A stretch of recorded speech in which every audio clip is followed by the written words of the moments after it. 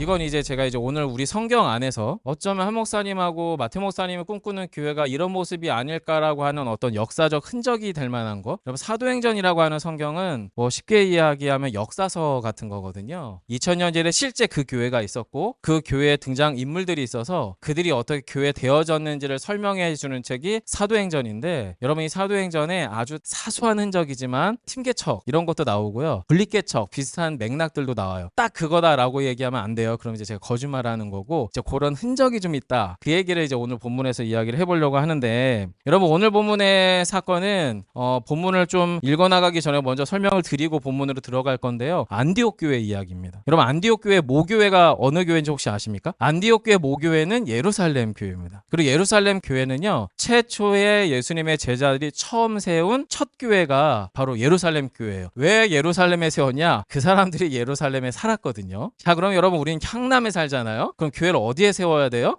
근데 왜 저희가 비봉으로 가죠? 향남에 교회가 있으니까. 예수양남 교회가 여기 향남에 있거든요. 근데 요 바로 옆에 길 건너서 저희가 예수비봉교라고 세울 수는 없잖아요. 예루살렘 지역의 제자들이 살았기 때문에 그 예루살렘에 첫 번째 교회가 있었고요. 그 예루살렘 교회로부터 몇 가지 이유가 있었지만 크게 두 가지 이유였는데요. 첫 번째는 스데반이라고 하는 집사님이 순교를 당하고 나서 예루살렘 교회가 살아남기가 힘들겠다는 판단 때문에 흩어졌습니다. 근데 흩어진 사람들 중에, 많은 사람들 중에 특별히 안디옥이라고 하는 엄청난 거대 도시로 이사 갔거든요. 거기서 이제 두 번째 교회가 자발적인 분립개척은 아니고요, 핍박을 피한 분립개척이 이제 안디옥 교회라고 보시면 돼요. 여러분 이 안디옥 교회는 말 그대로 이름이 안디옥이잖아요. 예루살렘은 유대인들이 대부분 살던 땅인 거예요. 원주민들이. 그렇지만 안디옥이라고 하는 지역은 이방인들, 그 당시 기준으로 치면 이제 유대인들 중심으로 표현하는 거니까 유대인이 아닌 비유대인들, 바로 예루살렘이 고향이 아닌 사람, 언어를 이스라엘 언어를 안 쓰는 사람들이 다 이방인들인 거잖아요. 바로 이 안디옥 교회는 이방인들과 유대인들의 연합교회였습니다. 연합교회. 저희가 예를 들어서 비봉으로 교회를 세우러 가게 되면 거기에는 날 때부터 비봉에서 거주했거나 아니면 비봉에서 상당 부분 적응하면서 본인들의 삶의 바운더리를 확보하고 있었던 소위 원주민들이 있는 지역으로 가게 되는 거고요. 거기서 저희는 어떤 사람들이 되는 거냐면 이주민이 되는 겁니다. 그리고 또 아마도 여러 몇 분들의 이야기를 들어보니 비봉이 짧게는 내년 말쯤에는 새로운 이주민들이 이제 새로운 신도시가 형성되면서 유입될 거라고 이야기를 하잖아요. 자, 그럼 예수 비봉교회는 안디옥 교회처럼 원주민들과 이주민들이 함께 모여서 교회를 이루는 연합교회입니다.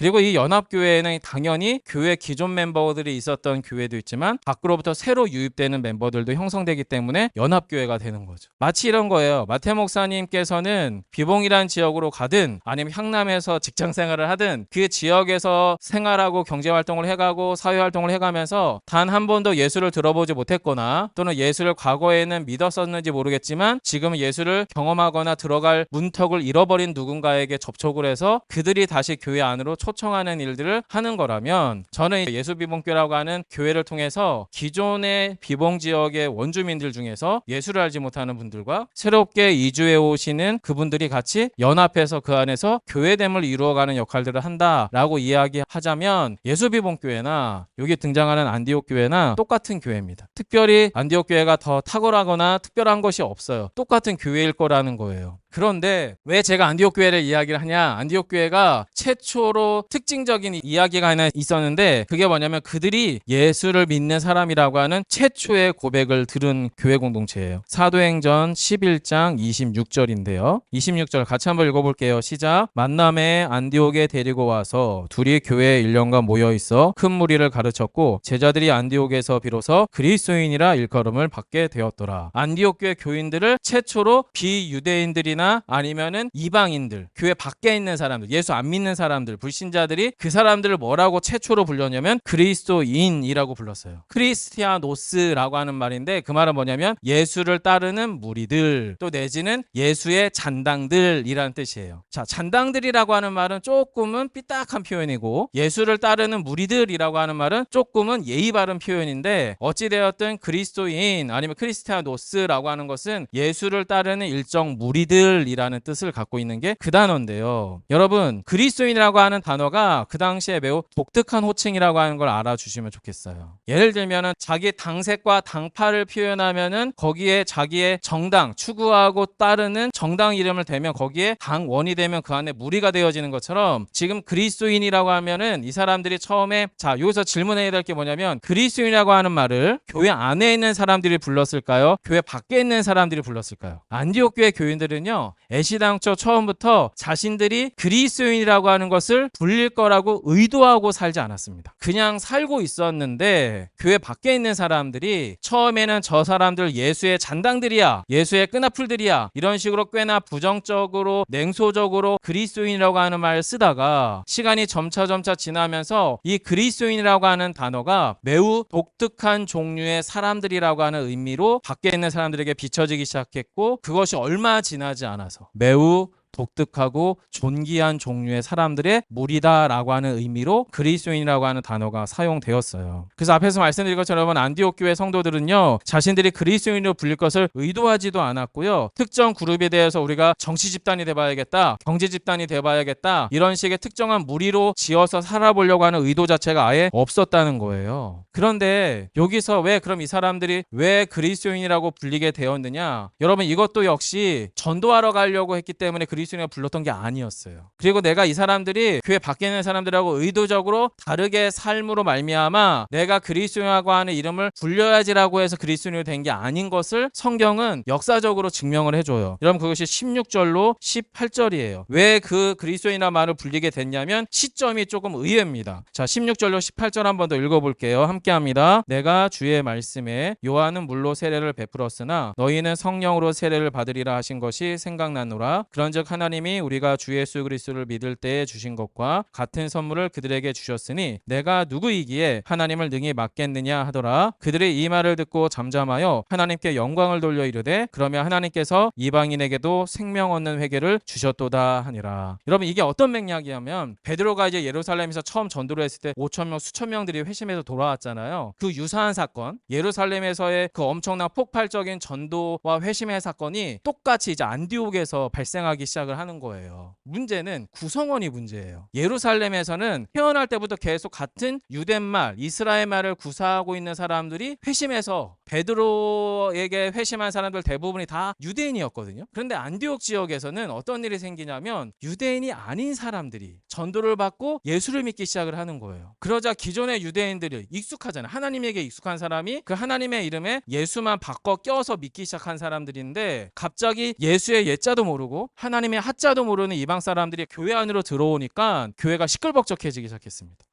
이방인들도 회개를 하나? 이방인들도 예수 믿고 천국을 갈 수 있나? 이거 유대인들에게만 해당된 거 아니야? 라고 이야기하는 논쟁이 막 있을 때 이제 베드로가 자리에서 뚝뚝 일어나더니 자신이 이제 고넬료 사건, 회심의 사건들을 쭉 증언하고 이방인들이 회심했던 사건들을 자기 증언을 쭉 하면서 결론적으로 뭐라고 얘기하냐면 그게 17절이에요. 하나님이 우리가 주 예수 그리스도를 믿을 때 주신 것과 같은 선물을 그들 이방인들에게도 주셨으니 내가 누구기에, 베드로인 내가 누구라고 하나님이 그렇게 하신 일을 맡겠어 라고 하면서 교회에 있는 모든 사람들에게 한마디 사자우를 딱 얘기하는 거예요. 그러자 교회가 어떤 결론을 내리냐면 18절이죠. 그들이 이 말을 듣고 잠잠하여 하나님께 영광을 돌려 이르되 그러면 하나님께서 이방인에게도 생명 얻는 회개를 주셨도다 하니라 라고 하는 교회적 결정이 이제 내려지는 겁니다. 이방인에게도 구원받는 회개와 천국 갈 수 있는 구원의 복음이 이방인들에게도 동일하게 효력을 갖습니다 라고 하는 걸 이제 교회가 땅땅땅 하고 합의를 합니다. 그게 지금 16절까지의 사건이에요. 이 사건이 안디옥 교회로 흩어져가는 출발점인 건데요. 자, 여러분, 여기 앞부분 요 16절부터 18절 사이에서 우리가 두 가지를 기억하고 이야기를 좀 더 나아가려고 하는데요. 첫 번째는요, 바로 이 사건, 이방인들에게도 구원이 임할 수 있다라고 하는 소식, 이것이 원래 사도행전이 보여주려고 하는 가장 본질적인 주제예요. 즉 예수비봉교회라고 하는 교회 공동체가 향남이라고 하는 모판을 떠나서 비봉 땅에 교회를 시작했을 때 그 교회 가운데서 우리가 해야 될 일은 뭐예요? 사도행전적인 복음의 역사의 궤도 안에 원래 하나님이 하고자 했던 그 일에 우리가 어떻게 해요? 참여하는 거라. 사도행전이 원래 본질적으로 하려고 했던 일이 뭐냐면 지금도 교회를 통해서 놀라운 복음 전파와 회심의 사건은 오늘날도 유효하게 일어납니다. 그 얘기하는 거예요. 수평이동 말하는 게 아니고 다른 교회 성도들이 다른 교회로 옮겨오는 게 아니라 비봉 땅 안에 주님에 대해서 전혀 알지 못했거나 아니면 주님에 대해서 꽤나 오랜 시간 떠나 있었던 사람들이 비봉의 어느 교회를 세워짐으로 말미암아 그곳 가운데에서 사도행전적인 복음의 역사가 동일하게 일어날 것에 대해서 지금 사도행전은 어떻게 해요? 그게 주제라는 거예요. 그게. 그리고 두 번째는 뭐냐면 성령의 역사, 이 영적인 흐름의 역사, 새로운 주님을 알지 못하는 사람들이 주의 백성으로 돌아오는 일에 모든 교회가 동일하게 사용되는 것은 아닙니다. 모든 교회가 동일하게 사용되는 게 아니라 그 영적 흐름에 참여하는 교회가 그 일에 사용돼요. 여러분들 이것을 오해하고 들으시면 안 돼요. 성령의 역사에 더 민감하게 반응하는 교회는 예루살렘 교회, 어머니 교회가 아니라 안디옥 교회였어요. 그런데 그게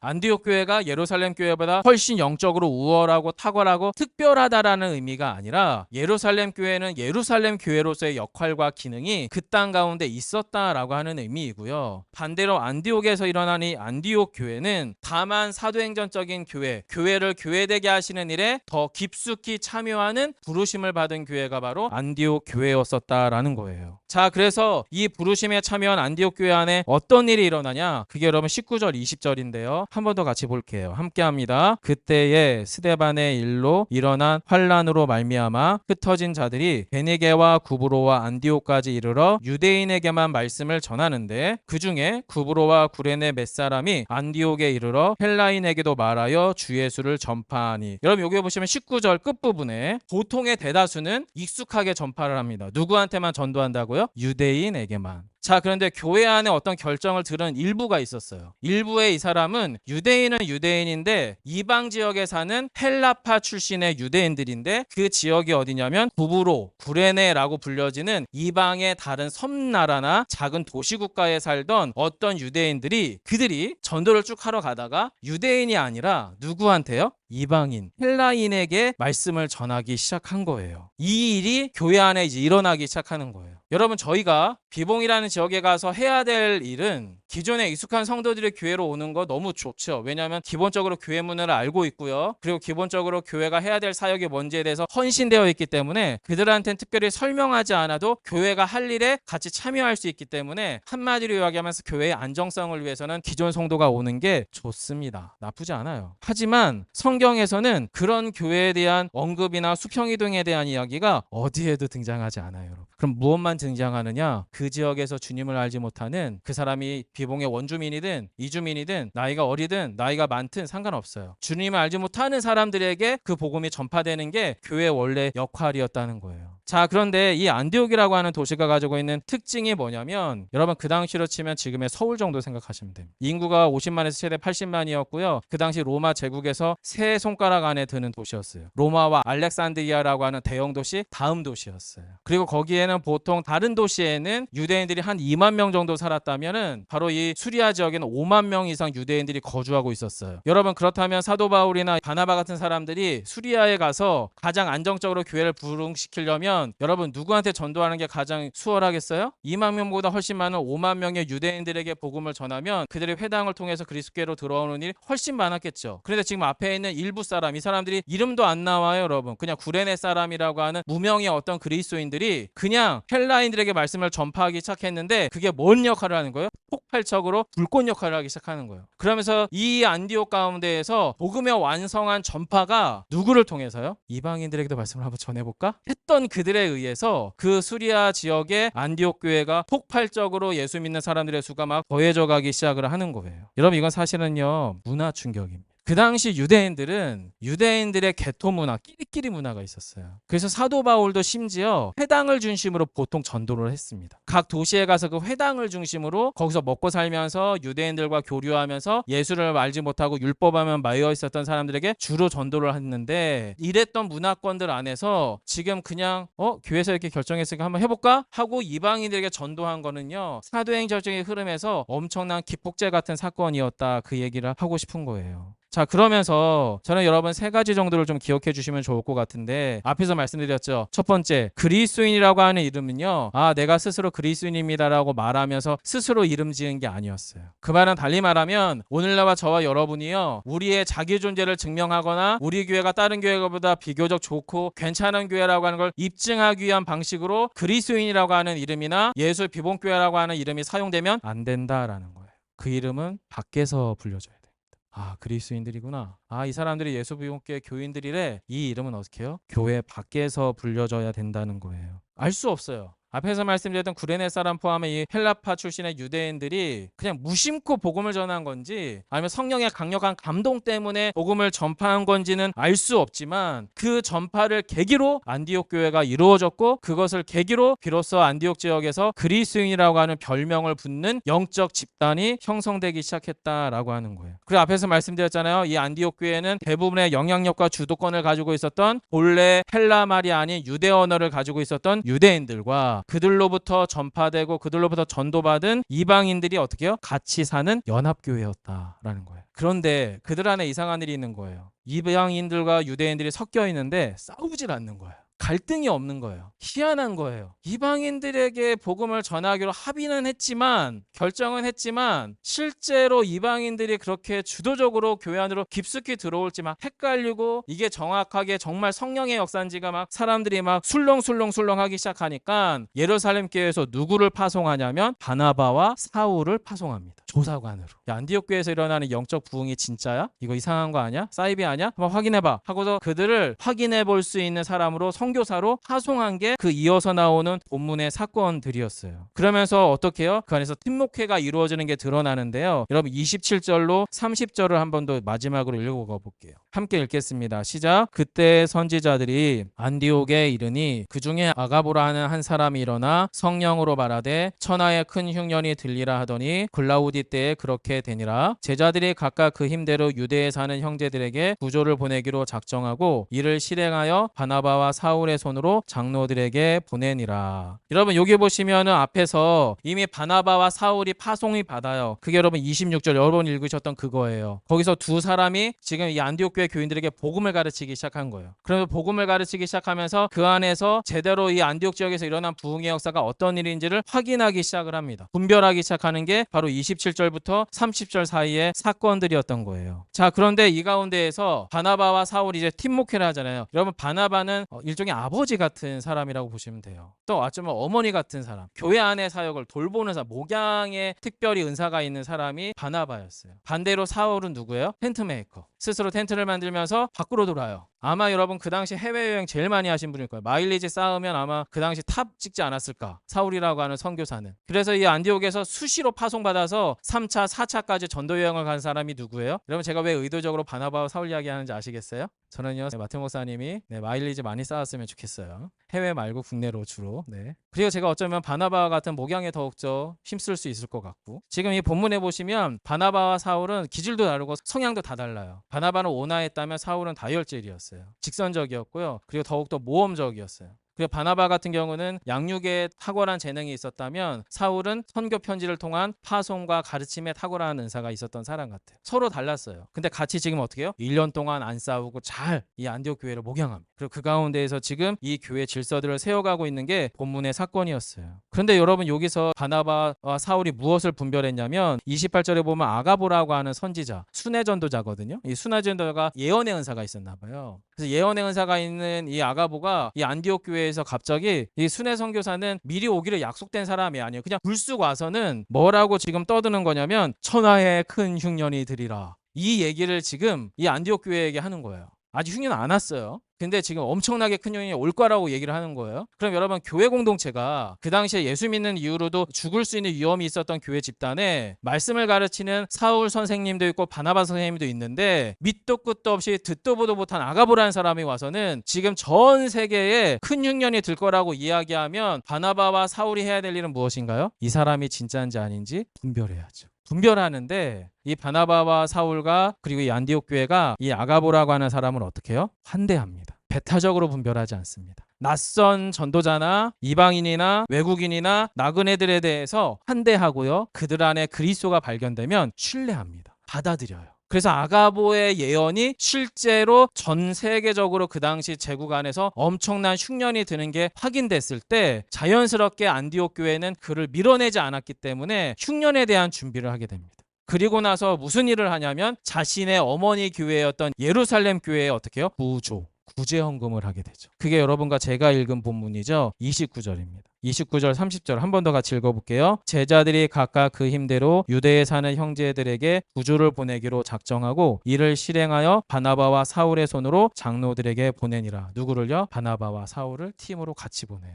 이 안디옥 교회가 여러분 그렇다고 예루살렘 교회보다 훨씬 부자였냐? 그렇지도 않아요, 여러분. 이 안디옥도 역사적으로 큰 흉년이 그때 들었다라고 하는 기록이 있다고 합니다. 불구하고 자신의 어머니 교회였던 예루살렘 교회를 위해서 형제 교회였던 이 안디옥 교회가 사랑에 불일 듯한 마음으로 예루살렘 교회 큰 흉년의 고통 가운데서 그들을 어떻게 해요? 구제하고 도와요. 바로 자신을 출생케 한 이 어머니의 교회에 대해서 불일 듯 이는 사랑으로 그 교회를 향한 현실적인 필요에 반응할 수 있는 안디옥 교회로 어떻게 해요?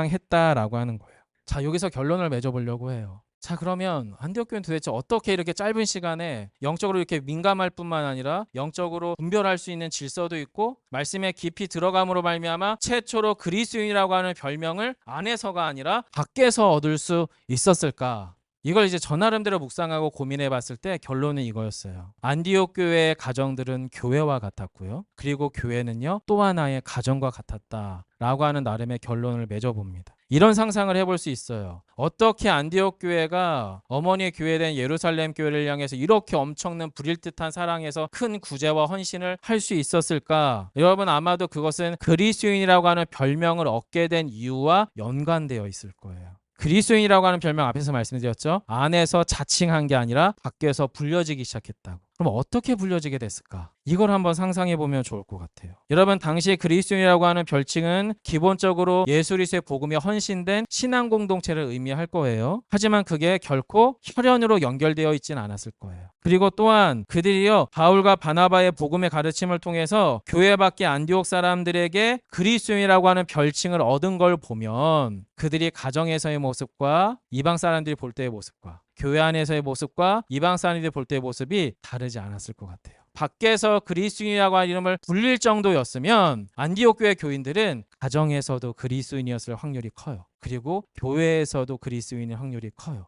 근데 오늘날의 교회들이 세상 사람들에게 의문점을 던지는 이유는 뭐예요? 교회 안에서만 그리스도인이에요. 더 정확하게는 자신에게 무엇인가 영향력을 받거나 줄 것 같은 사람들에게 외적으로 보여질 때만 그리스도인이지 가정에서도 심지어 교회에서도 더군다나 세상에서는 그리스도인이라고 하는 흔적을 찾아보기 어려운 시대이기 때문에 오늘날 이 시대에 그리스도인이라고 하는 이름은 처음 그리스도인이라고 하는 말이 냉소적이고 조소어리고 비난과 의심의 시선으로 사용되던 그 이름으로 어떻게 해요? 다시 돌아가고 있습니다. 지금 오늘날 이 시대는. 그럼 어떻게 하면 됩니까? 거기서부터 다시 시작하면 됩니다. 그 이름을 우리가 되찾자 그런 의도가 아니라 진짜 그 그리스도인이라고 하는 이름에 걸맞게 우리가 어떻게 해요? 교회에 되어가 보면 어떤가 싶어요. 어떻게 그 길을 갈 수 있을까? 잘은 모르겠어요. 하지만 분명한 건 뭐냐면 앞에서 말씀드린 것처럼 아마도 이 안디옥 교회 교인들은 가정 안에서도 그들이 그리스도라고 하는 예수 그리스도의 복음과 보혈로 연결되어 있다는 것을 엄마랑 아빠랑 자녀들이 어떻게 해요? 깊이 인정하고 있었을 것 같아요. 그리고 그렇게 깊이 인정했던 엄마랑 아빠가 교우들이 안디옥 교회 교우들 안에서 같이 또 깊이 연결되어 있었던 것 같아요. 그래서 아가보라고 하는 듣도 보도 못했던 순회 선교사가 왔을 때도 영적으로 분별하고 그 질서에 따라서 바울과 바나바가 그를 품기로 결정할 때 교회는 그것을 어떻게 해요? 질서 있게 품지요. 예루살렘 교회 흉년이 들었을 때에도 자기들도 먹고 살기 힘든데 그럼에도 불구하고 교회 공동체가 함께 예수 그리스도로 형제된 바로 예루살렘 교회로 마음 다해 도울 수 있게 된 것 같습니다. 성도 여러분, 저는요 예수비본교회라고 하는 공동체가 10년 정도 지나고 나서 와, 이런 교회 인간적인 욕심으로는 꿈꿀 수 있을 것 같아요. 또 그렇게 될 수도 있지 않을까 싶기도 해요. 근데 저가 사실은 개척이라고 하는 이슈 안에 저를 헌신했을 때 가장 해보고 싶은 거는 전에 한번 말씀드렸죠. 우리 아이들과 우리 성도들한테 왜 목사님 개척했냐, 왜 목회했냐, 이거에 대한 답이 되는 목회를 해보고 싶다라고 말씀드렸어요. 그거 하려면 여러분 몇 가지를 포기해야 되는데요. 평생 그렇게 해갈 수 있을지는 잘 모르겠어요. 그건 이제 여기에 계신 식구들이 같이 기도해 주시면서 그 싸움을 같이 해가야 돼요. 한 목사가 그렇게 되나 안 되나 보겠다 이러면 여러분 100% 실패할 거예요. 실패합니다. 아, 목사님이 저렇게 결정했으면 나도 그 길 한번 가보자 하면 될 것 같습니다. 몇 가지만 내려놓으면 됩니다. 제 욕심, 그리고 우리 교회의 욕심, 그리고 하나님께서 그 땅에서 하기 원하시는 그 일에 정확하게 질문하고 정확하게 반응하면 저는 될 거라고 봅니다. 성령께서는 지금도 어느 한 교회를 당신의 구원 역사 사도행전의 기록을 이어가는 교회로 부르고 계세요. 어떤 목회하고 싶냐? 하나님이 원하시는 교회 해보고 싶습니다. 어떻게 해야 되느냐? 모르겠습니다. 같이 찾아가야 됩니다. 왜요? 저는 한국의 전형적인 교구 조직 목사로만 양성되고 길러진 거지 하나님이 원하시는 교회로 훈련받거나 양성받은 적이 죄송하지만 거의 없어요. 한국 교회에서 필요로 하는 교구 목사로서 교구 관리를 배웠고 설교를 배웠고 목양을 배웠고 사역을 배운 거지 하나님이 원하시는 사도행전적인 교회가 어떤 교회로 나가야 되는지에 대해서 그 방향을 죄송하지만 한국 교회에서 가르쳐 주지 않아요. 그건 성경이 가르쳐 줍니다. 그리고 이것은 제가 할 수 있는 게 아닙니다. 같이 해야 됩니다. 같이. 그래서 여러분과 제가 그 부르심 안에 속하였다는 것을 마음으로 한 번 더 다짐하고 그 귀한 걸음들에 함께 참여하시는 여러분 되시기를 소망합니다.